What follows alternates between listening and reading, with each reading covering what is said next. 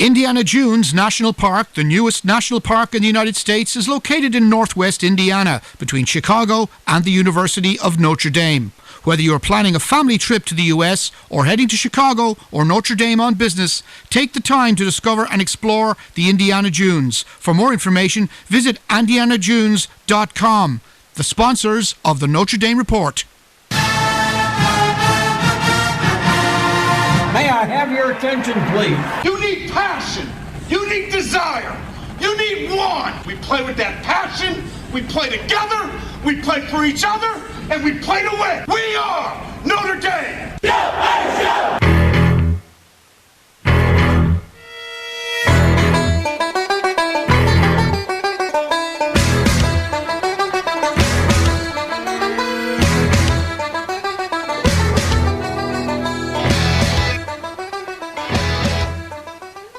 Yes, it's time for the Notre Dame Report, and here to join us on the line live from the United States is Len Clark. Len, welcome to the programme.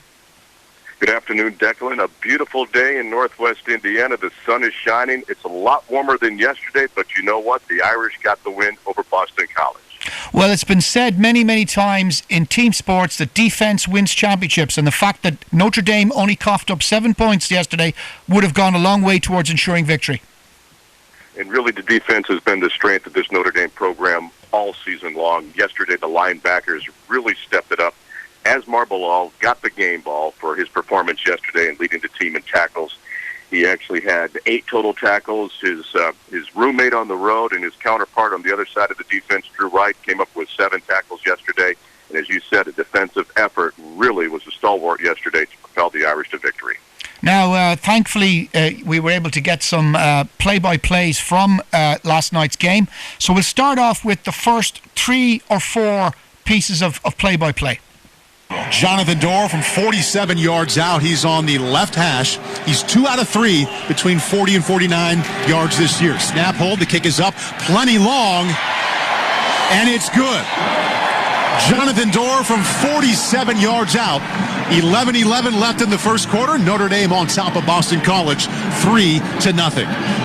First down and goal from the 6. Book has his favorite receiver, Chase Claypool, to his left as the ball is on the left hash. 15th play of the drive. Book stands in, throws to Claypool.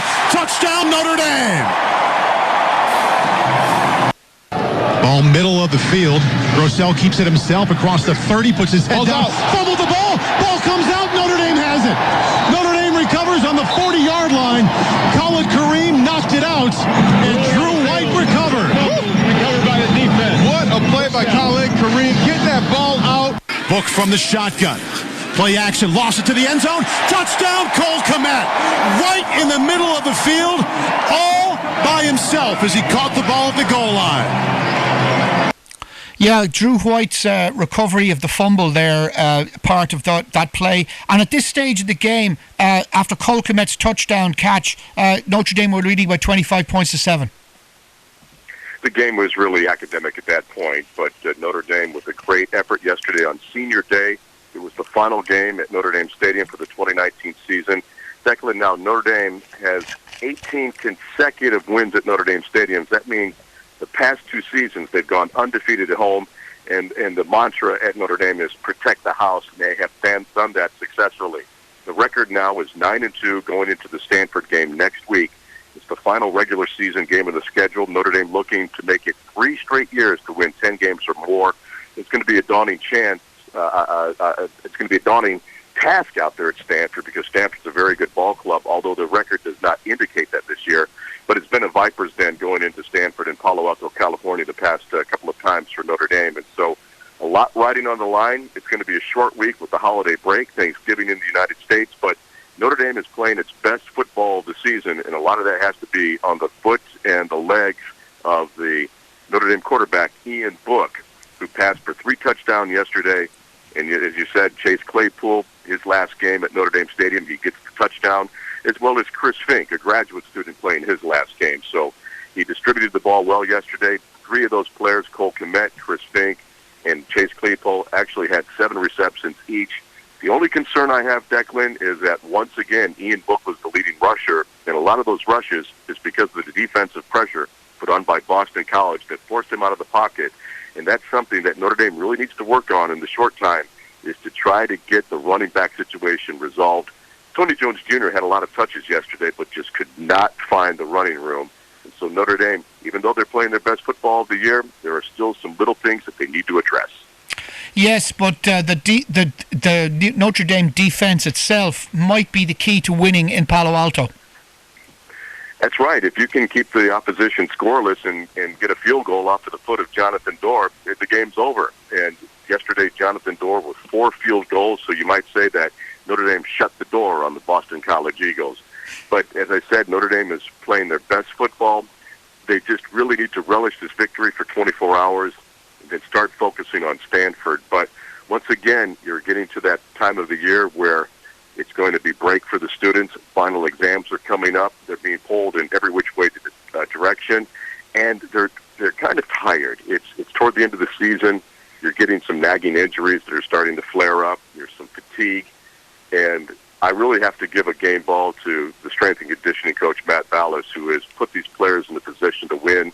And so I would say that it's not going to be a very intensive week as far as practice. They'll probably just go through the opposition's running plays, if you will. Probably not a lot of contact, and just try to rest them up as they head out to California. Not an easy trip for the Irish, but it's one that they're going to embrace.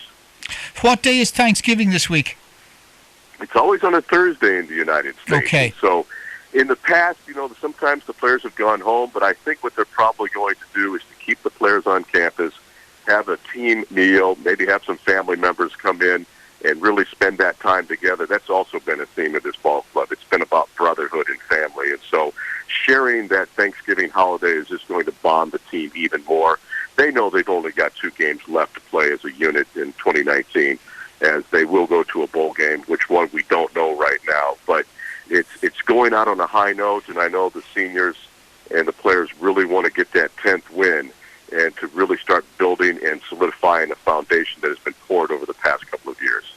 How many of this group are likely to graduate and move on? You mentioned 3. We're going to be losing Fink, we're going to be losing Claypool, and there's one other guy that you mentioned earlier on. But how many? Is it going to be 10, 15, or more? Well, they had 26 seniors that came out of the tunnel. Now, when you count the graduate students, you had about 29 players that were playing their final game at Notre Dame Stadium. Mm-hmm. The big question is, will Ian Book come back next year? He has another year of eligibility. He was asked that question, and he kind of gave a denial, non-denial, and then Coach Brian Kelly was asked in the post-game press conference, and he said, we're not focusing on that. We're going to schedule a talk with Ian after the Stanford game, before the bowl game, and then decide what's going to be best for him. Now, there are some players that will have an option to come back for a 5th year, and that's really a great opportunity for them if they're trying to up their value, if you will, if they're looking to go pro. But a lot of them will come back and look to continue their education and maybe walk out with a master's degree from the University of Notre Dame. And so right now, the focus is on Stanford. We'll learn a little bit more as we get into the latter stages of December and early January. We're going to bring our listeners now the 3 final bits of the play-by-play. This is a touchdown run from Lindsay, Fink's touchdown catch, and then the final play of the game. Braden Lindsay in motion, end around across the 40, 45, 50. Here he goes. Foot race to the end zone. 20, 10, 5, touchdown, Braden Lindsay.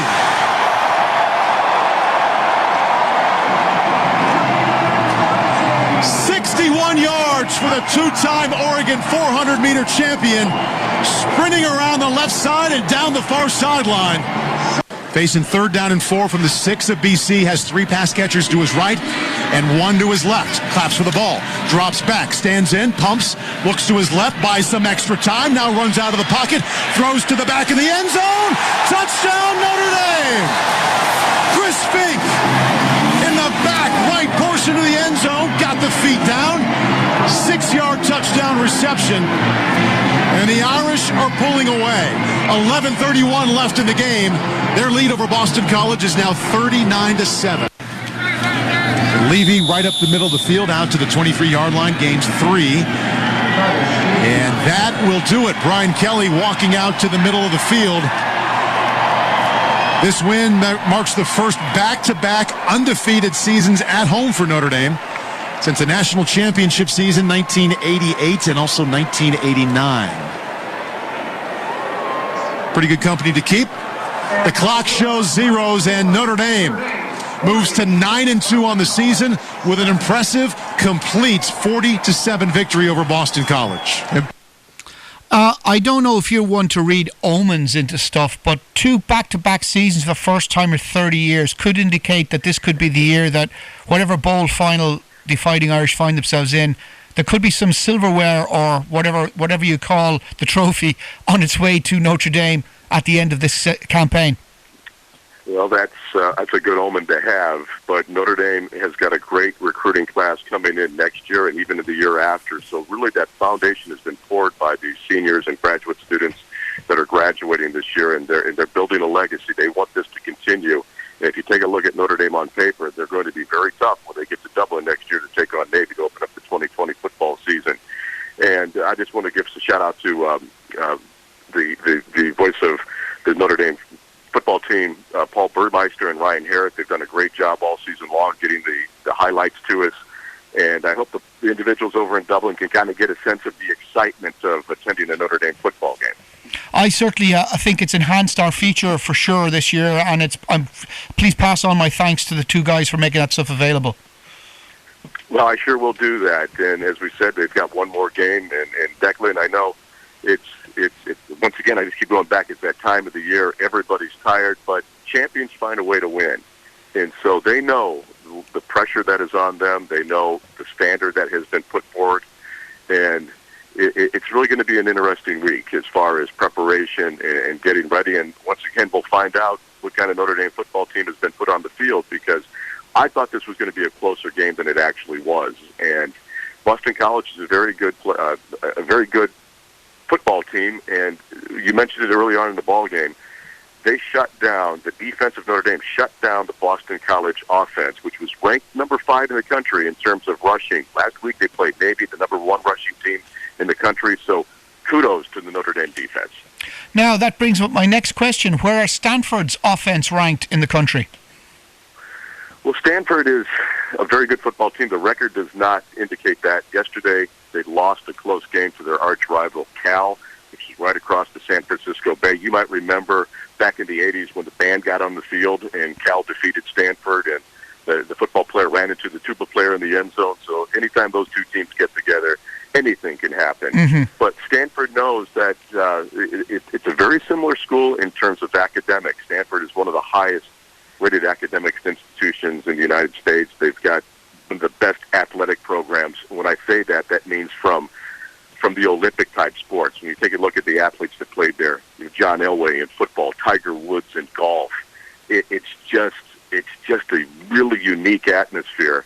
And so throw the records out. They know that they could go in there and spoil Notre Dame's chances for that 10-win season, regular season. But it's also from a recruiting standpoint. Notre Dame and Stanford are going after the same type of athletes, and so usually you want to go with the winner, and I know Stanford's going to do everything they can to say that, hey, we're the type of team that a recruit would want to come and play for. But Notre Dame's recent record certainly won't do their recruitment ambitions any harm whatsoever, because they've been very good the last couple of years. But I tell you what, yesterday it was very cold, temperatures in the 30s, and when you bring a recruit from the sunny portions of the United States and they step on campus, they have to be scratching their heads and saying, I'm going to put up with this for 4 years, and that's been a challenge over the past couple of years. Yeah, but there's a lot of good footballers in the snow belt as well. It's true, but Notre Dame is a historic football program, but it's a tough one when you've got an athlete who could be out in sunny California or in South Bend, where it's dark a lot of the times and cold in the winter, but winning takes care of that. But really that recruiting process, Notre Dame wants players that want to be in that type of condition. They want players that will say, I don't care. I want to play at Notre Dame regardless of the weather conditions. As we say in Indiana, and as you say over in Ireland as well, wait 10 minutes, the weather will change. Yeah, and the other thing that Indiana has to its advantage is you're less likely to have your house burned down in Indiana. Well, that's I never thought about that, but you're exactly right. You know, it doesn't get so dry that everything burns forever like it does in Greater Los Angeles, for example. That's right, and All I can say is we just want to find the right type of player to come to the University of Notre Dame to put out a quality product on the field and to win a national championship. And they have not done that since 1988. We've stressed that many times on this show. But, Declan, here's something interesting. Yesterday, Notre Dame helped commemorate the 150th year of college football by wearing throwback uniforms. They wore uniforms that resembled the 1988 team. And so I officially feel old now. Yes, I know how you feel. Trust me, I know how you feel. I saw my beloved University College Dublin win the FAI Cup 35 years ago. Well, you know what it's like then. Yeah, we haven't won one since, but that was quite remarkable in its day. But I was in my 20s back then. Well, the great thing about that is that Notre Dame's uniforms, the official colors are blue and gold.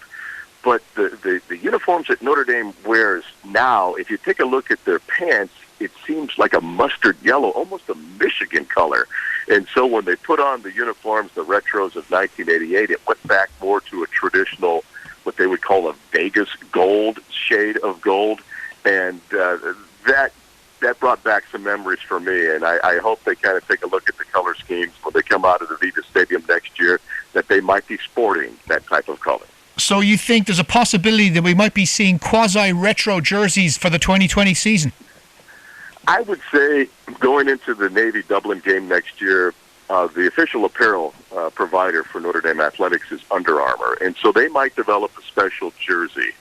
And we never can tell. You might see a special jersey just made for that Notre Dame Navy game next year at Aviva Stadium. And, of course, that also ties into marketing that they could sell to the fans and have them have a keepsake to start off the 2020 season. But hey, we're just looking forward to playing the game in Dublin next year and putting a quality product on the field and in introducing or reintroducing or explaining a little bit more of college football to the great people over in Ireland. How's the Blackrock College alumnus' child doing at the moment?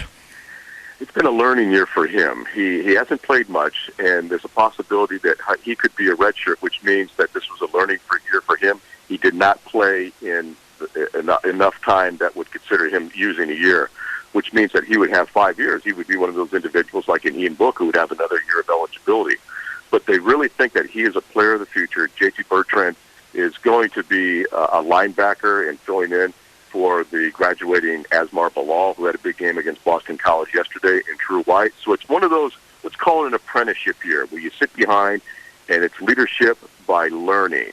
And then he is going to be put into a leadership role in the next couple of years. But I guarantee with his pedigree, with his athleticism, with his wanting to be over in Ireland to play in the same area that his dad did when he played at Blackrock, I think he's going to be a big contributor next year. Well, it's something to look forward to, and I for one, hope we get to see him get on the field at the Aviva Stadium and when the big game happens in Dublin next year at the start of the 2020 season, when, of course, Notre Dame will take on Navy. What are they calling this game? Is there a bowl going up for it, or is it called the Shamrock Challenge or something? What are they calling it? It's the Aer Lingus Classic. Aer Lingus Classic. Become the title sport. And they're going to be sponsoring the next few games as well that are taking place in Dublin, I believe. Oh, I think that's great because I think it just promotes the travel opportunities between Ireland and the United States. And this is really going to be the jewel that is going to set the tone for the next games that are going to be coming after this Aer Lingus Classic in 2020. But you talked about wanting to get onto that field. We'll have Jack Swarbrick on a couple of weeks. And, Declan, I'm going to challenge you to put your interviewing skills together and see if you might be on the 50-yard line with Jack Swarbrick. That'll be something, all right. Looking forward to that. Len, we're going to have to knock it on the head, I think, for this week, but we look forward to doing it again in 7 days' time, and hopefully we can celebrate that 10th victory of the regular season with a win over Stanford, a storied name in collegiate football. But nevertheless, defence wins championships, and there's a really good defence for the Fighting Irish this year. Declan, always a great chance to spend a Sunday afternoon with you and the listeners on The Ball and Dublin City FM, and especially a shout-out to our friends at Indiana Dunes Tourism, and thank you for that announcement. And for more information, it's indianadunes.com, and as we say in South Bend, go Irish. And that brings our Notre Dame report to a close for this week.